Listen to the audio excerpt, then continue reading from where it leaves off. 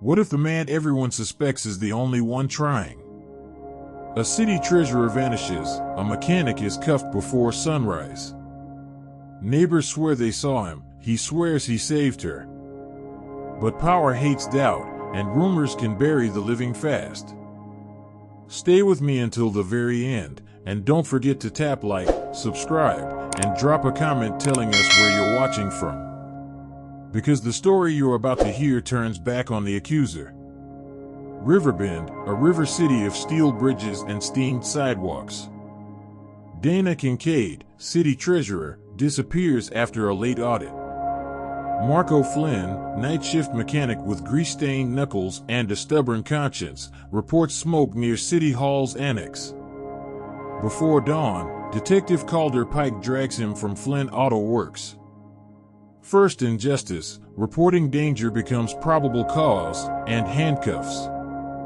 Bias grows like mold. Talk radio repeats the same bite, mechanic seen near annex, treasurer missing. Deputy Mayor Grant Harkness appears sorrowful on camera, urging swift accountability. Marco's past DUI becomes a prophecy, his blue-collar co-workers are questioned like accomplices. The misunderstanding hardens, rumor calcifies into motive.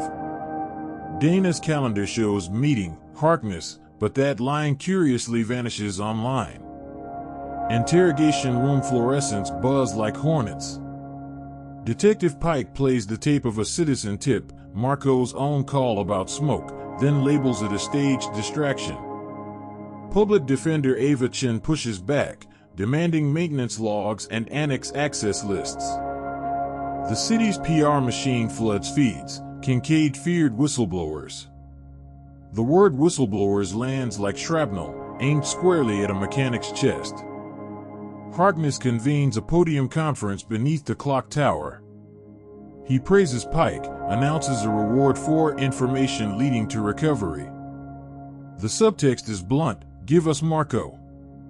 A procurement officer, Beatrice Voss, quietly signs overtime forms tied to annex renovations, forms missing signatures from Dana. Harkness's smile never falters. Ava files emergency motions. The judge delays, citing public concern. Pressure peaks inside the holding cell. A guard whispers that reporters already have Marco's mugshot framed against Dana's smiling portrait. Ava slides him a note, maintenance blueprints she found buried in discovery.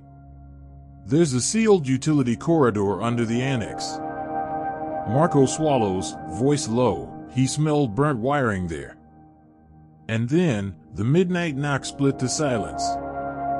The knock belongs to EMT Luis Ortega, off-duty, hat in hand.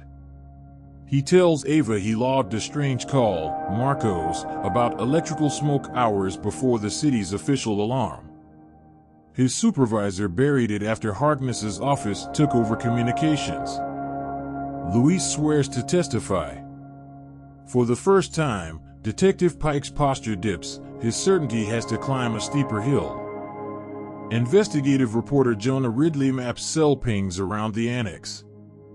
Dana's phone dies at 1:13 a.m., but a municipal badge reader wakes at 1:17, opening the utility corridor. The badge belongs to a contractor's shell firm tied to Harkness's campaign donors. Jonah's editor hesitates, access versus truth.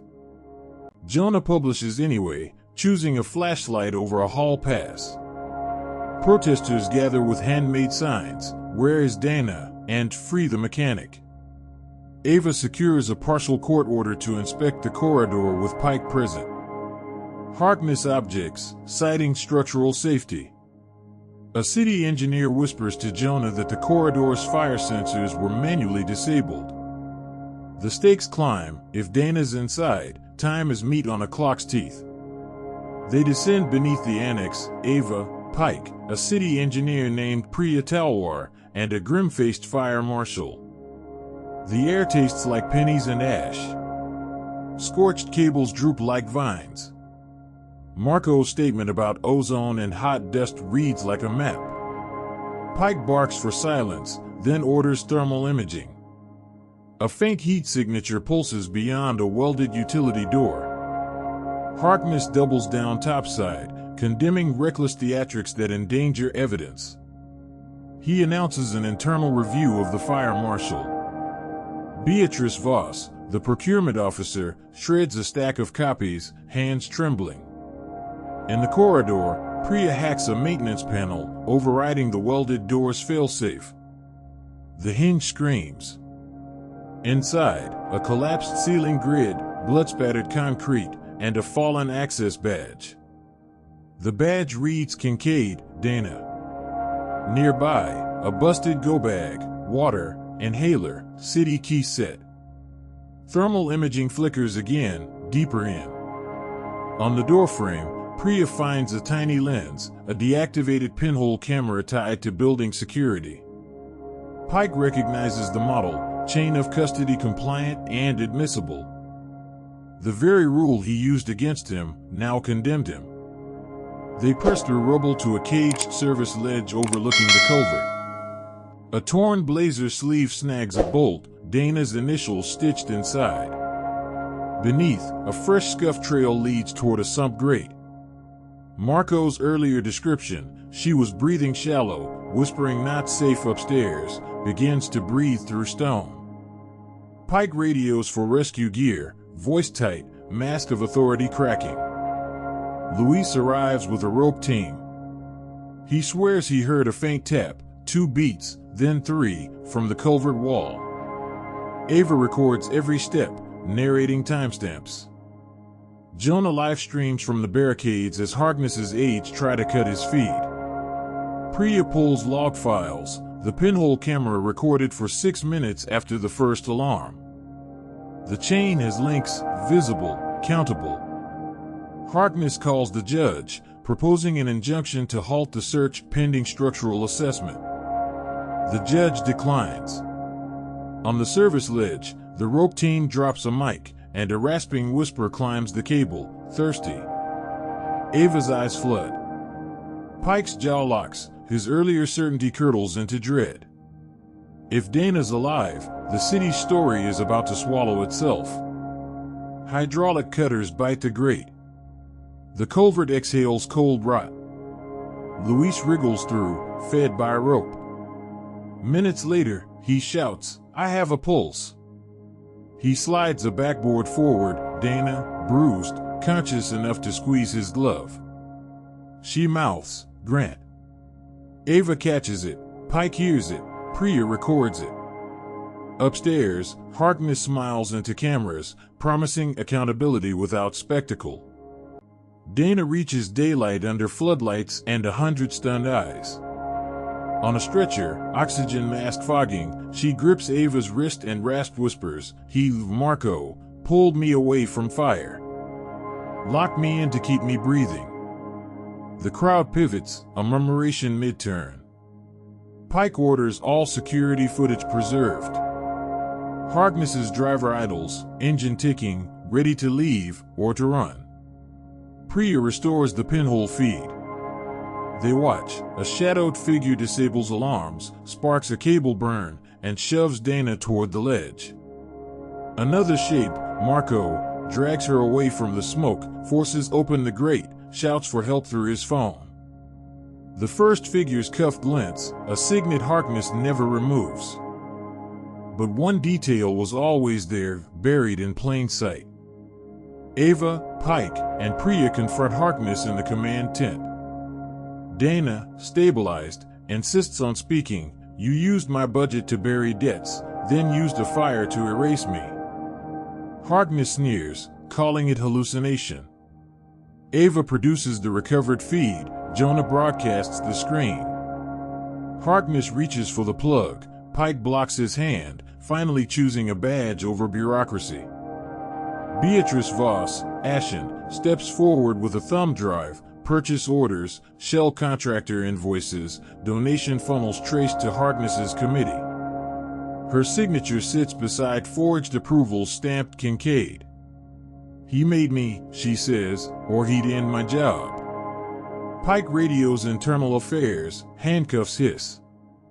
Luis stands near Marco, who stares not at Harkness, but at the annex door. Internal Affairs arrives. Harkness blusters about political theater. Pike reads rights, slow, deliberate, then turns to Marco. You called it in. You saved her. Ava nods at the remaining camera angle. It shows the signet ring and the shove.